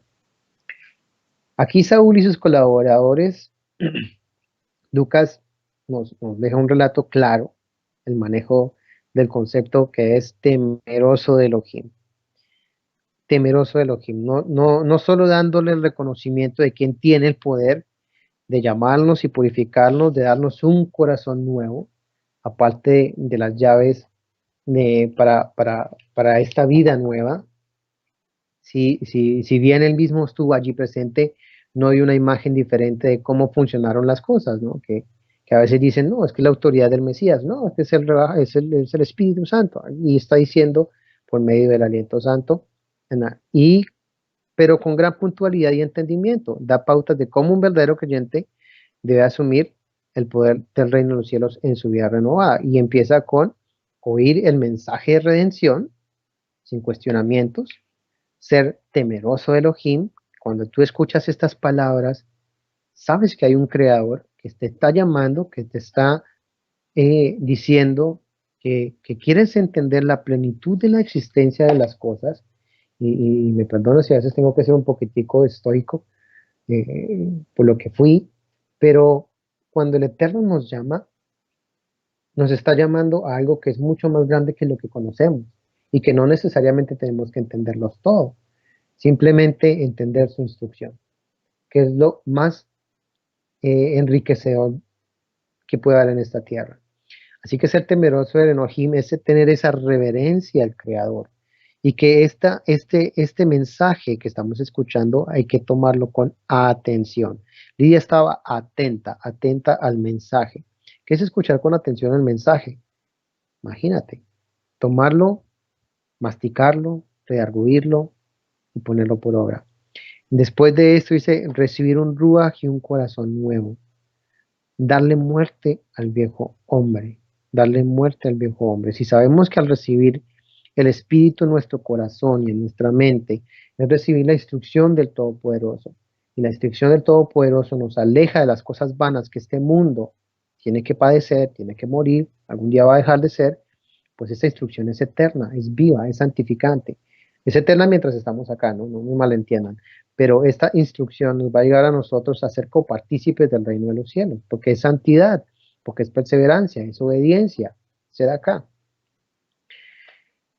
Más adelante, en el capítulo 16 pasa algo similar con el carcelero filipense. Con la pequeña diferencia, vemos que Lucas no se encuentra entre los que azotan, tampoco que interfiera en ninguna de las decisiones de Saúl o al momento de su servicio, ni en los momentos de discusión con los judíos, algo que no se sabe, no, es algo que no podemos inferir acá si Lucas eh, entraba en discusión con los judíos junto con Pablo o simplemente dejaba que Pablo actuara, eso no se infiere.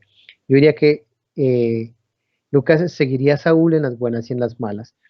Eh, a diferencia de nuestros días, los pastor lobos de la prosperidad y sus negocios, ¿no? Que ahí acaba de ver un video en esta semana que cierto pastor lobo salió de la cárcel y ya saben, el de Pasión por las Mentiras, y está ya dando así como que, oh, bendito, todopoderoso, con estas canciones de Hillsong Music, son unas canciones de emocionalismo así tan sublimes según eso, pero que ya lloraban y que ya daban que ese era el poder del Todopoderoso. Pues, si estuvieras en el poder del Todopoderoso no hubieras tenido que pasar por una cárcel, para empezar. Eso no lo pasa, eso no pasa. Bueno, al final del capítulo 18, Lucas registra Hechos 18, 24, 28, otro relato que también llama la atención de Lucas, a mi parecer, dice Lucas 18, 24, 28. Eh, por aquel tiempo llegó a Éfeso un judío llamado Apolo, que era de la ciudad de Alejandría, era muy elocuente y conocía bien las escrituras. Alguien que decía conocer bien las escrituras.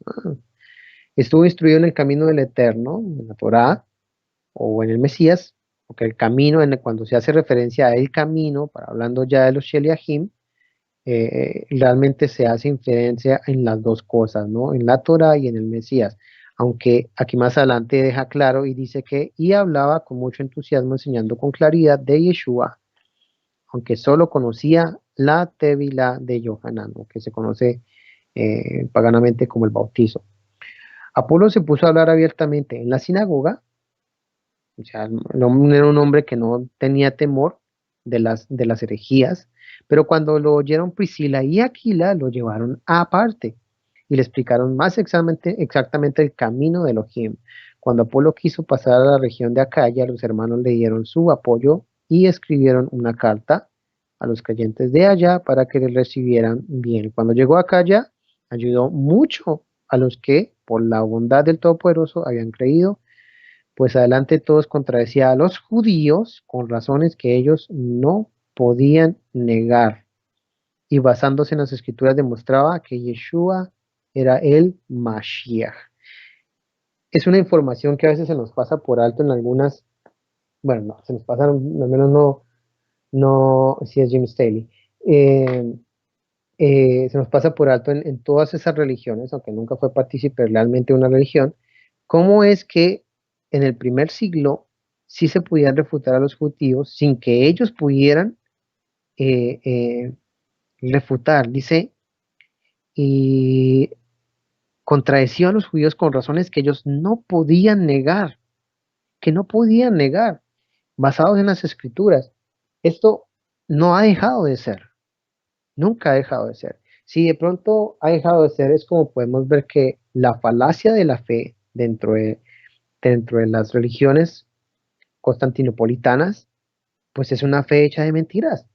No pueden refutar al Mesías ante un judaísmo que es también una falacia, que es una mentira, es una fe hecha de mentiras, es una fe de velitas, y que no pueden encontrar al Mesías porque están tan vendados por sus dogmas, por sus lineamientos de sus jamín, de sus papitas, etcétera, etcétera.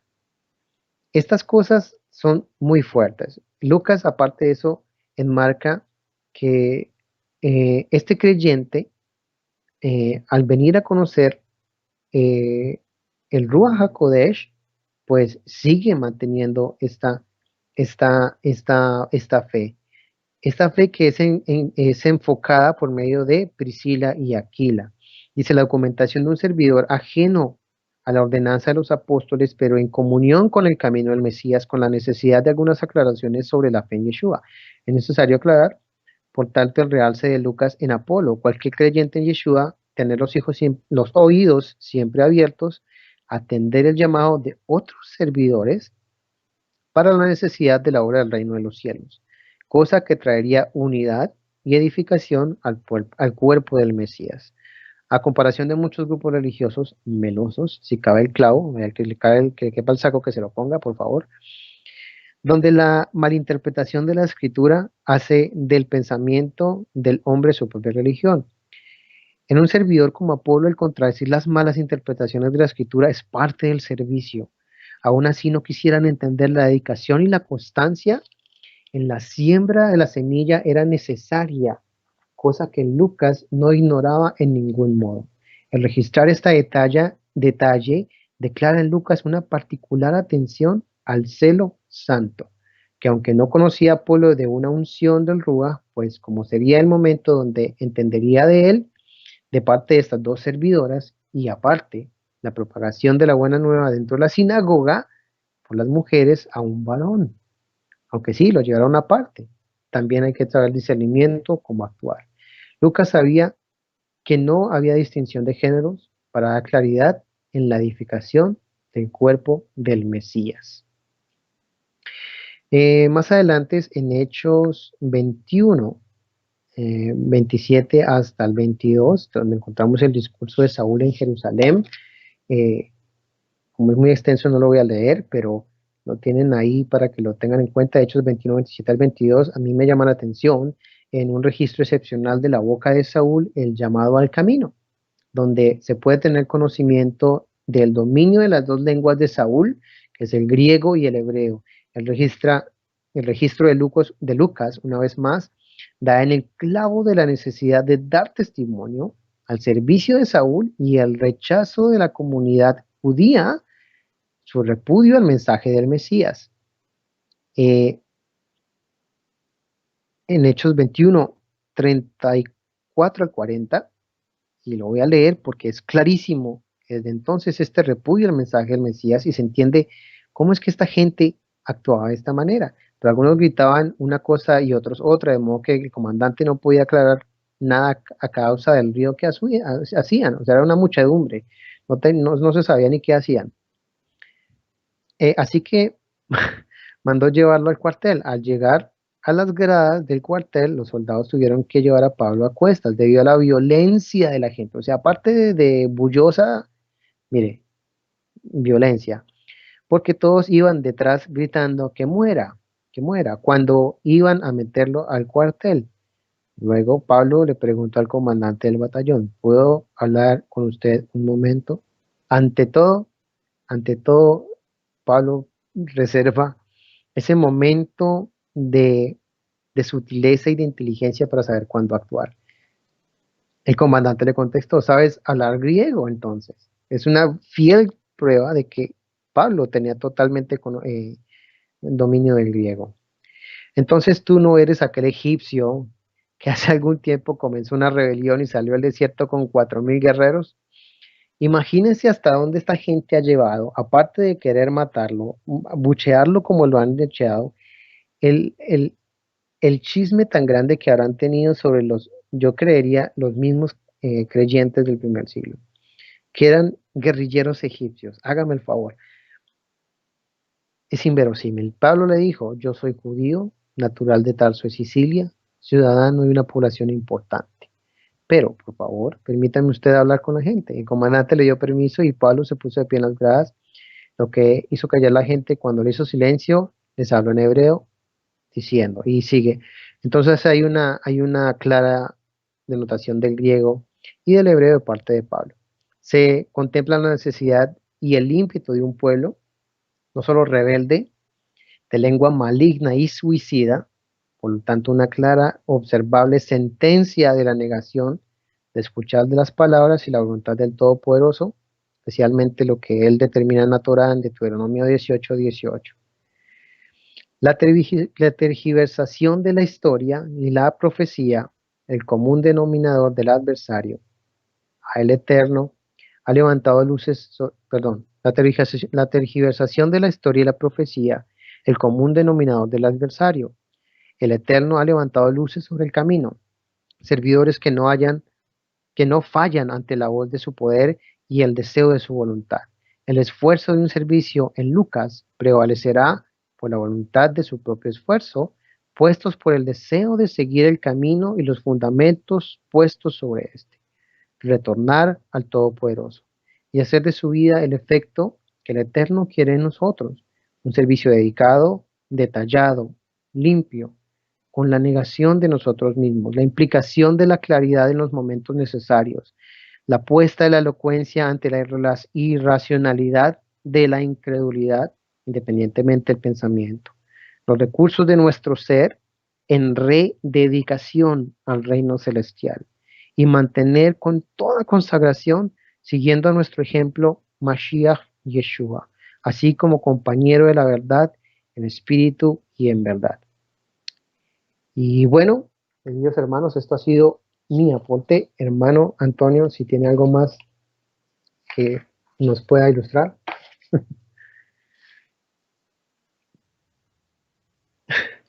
Muy bien, gracias por su participación tan valiosa, detallada, puntual sobre este personaje tan interesante.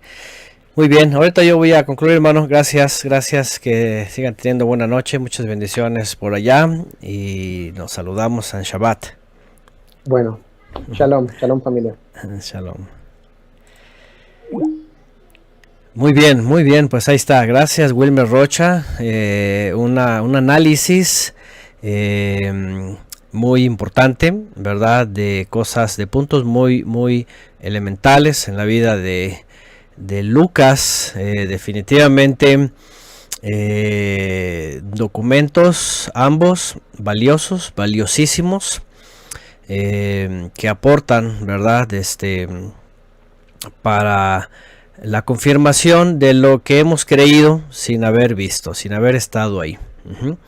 Aquí se reúnen testigos oculares, se reúnen cualquier cantidad de colaboradores, imagínense a toda la gente que él conoció, imagínense además toda la gente que él conoció, ¿sí? En los viajes de Pablo, en los lugares, las experiencias, y bueno, y vean, tampoco por un lado, como dije hace rato, pues nadie le ordenó en el sentido de que tienes que hacerlo, sino fue un hola, como dijo el hermano Wilmer, un hola, ¿verdad?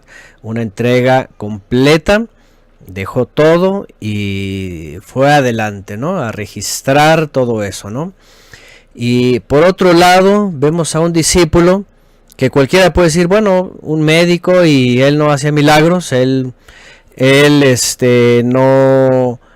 no imponía manos o no hablaba idiomas, lenguas o cómo, nada más estaba ahí escribiendo o algo.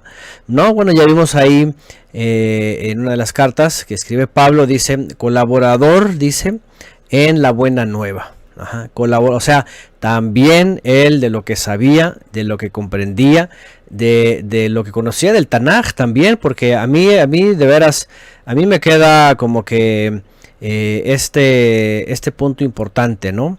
Conocedor del Tanaj también, ¿sí? Porque tiene que citar, tiene que ir, y no es de que antes iban, vamos a la biblioteca o vamos ¿verdad? A mis Biblias, voy a sacar mis versiones, no, o sea, todo se aprendía en la sinagoga, todo se aprendía ahí en el estudio. Entonces, pues este hombre fue muy valioso, el Eterno lo usó para dejarnos este legado, ¿verdad? De historia.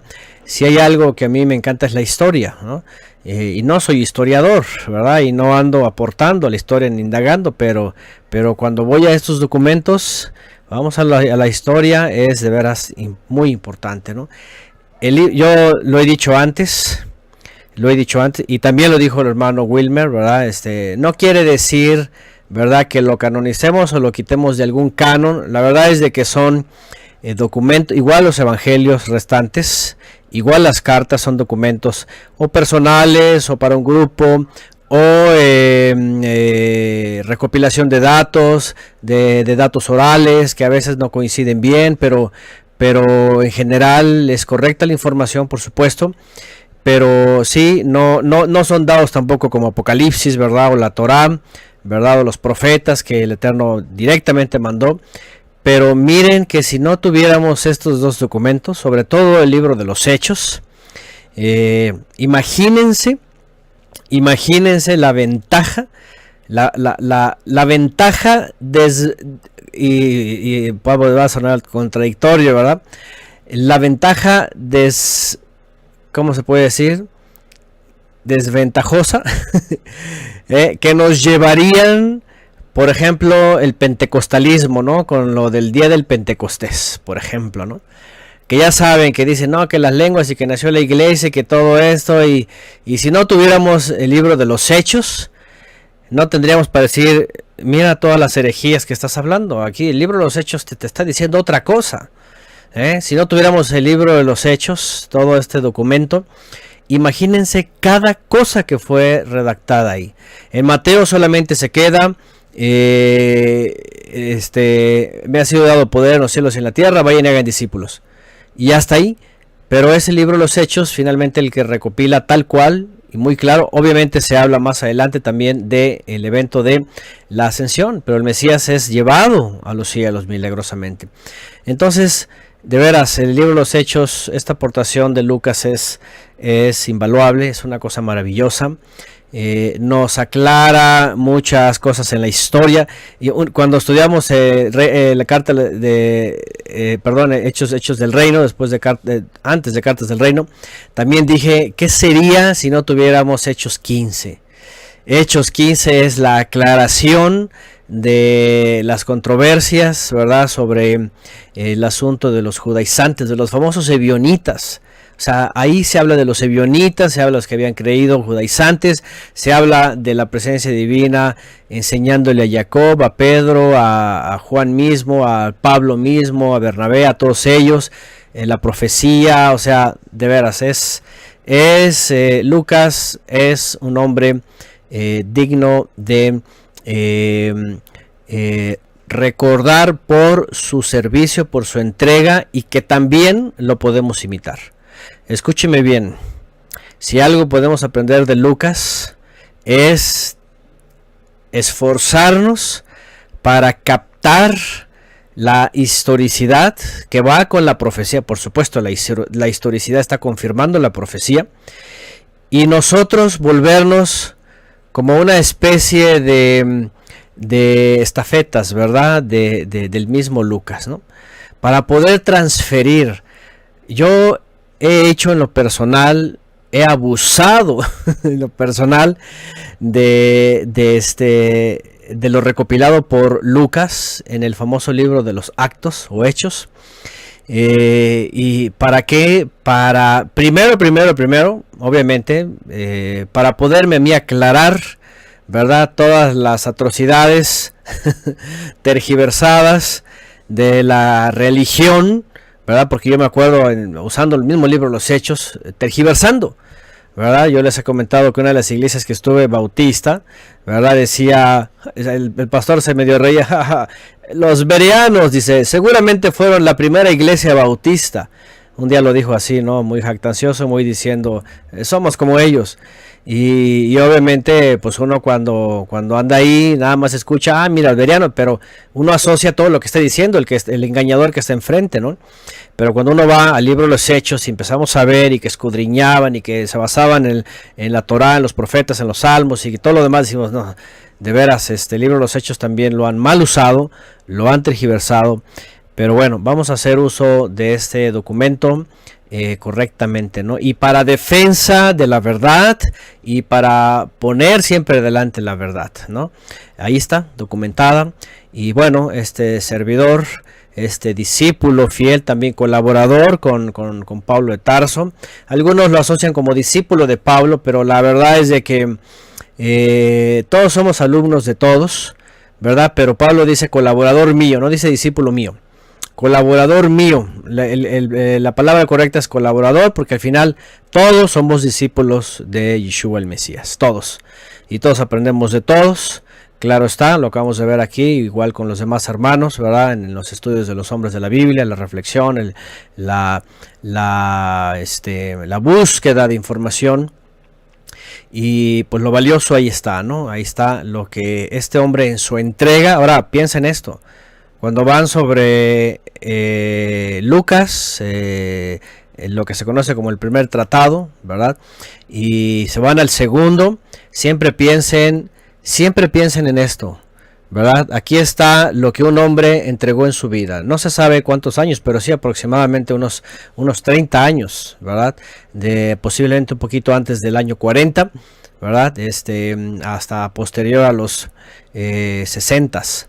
Ajá, cuando finalmente Pablo muere, ¿no?, en Roma, él continúa y no se sabe más, ¿no? Solamente en la tradición, pero siempre recordemos esto. Aquí está el hombre que se entregó como un olá, ¿verdad?, como una entrega completa delante del Eterno. tenía su vida, tenía, sí, a lo mejor, ¿verdad? Y sus conocimientos y todo, ¿verdad? Pero eso también los usó, como ya vimos también con el hermano Wilmer, ¿verdad? Y como estuvieron aquí también compartiendo, al final, como médico, pues también tenía algo que aportar, ¿verdad? Para las pequeñas dolencias, algunos remedios, algunas cosas que eran certeras en la ciencia, etcétera, como lo sabemos de los hermanos, por ejemplo, que son médicos, ¿no? Siempre es valiosísimo su estudio y su punto de percepción desde su conocimiento ya acomodado a la fe y también desde su conocimiento con la fe, dándonos los consejos, ¿no? Y dándonos también soluciones. Así que esto fue parte de este hombre Lucas, el médico amado, le llama Pablo Tarso, un hombre entregado, un olam, para poder estar ahí en cada lugar y poder dejarnos toda esta valiosísima información. Y bueno, pues gracias por supuesto al hermano Wilmer que hizo un excelente aporte en su lectura, investigación, etcétera. Yo sé que esto lleva bastante tiempo para poder entregar lo mejor que se pueda, pues, de estos personajes. De verdad que valiosísimo. Bien, pues aquí concluimos con Lucas.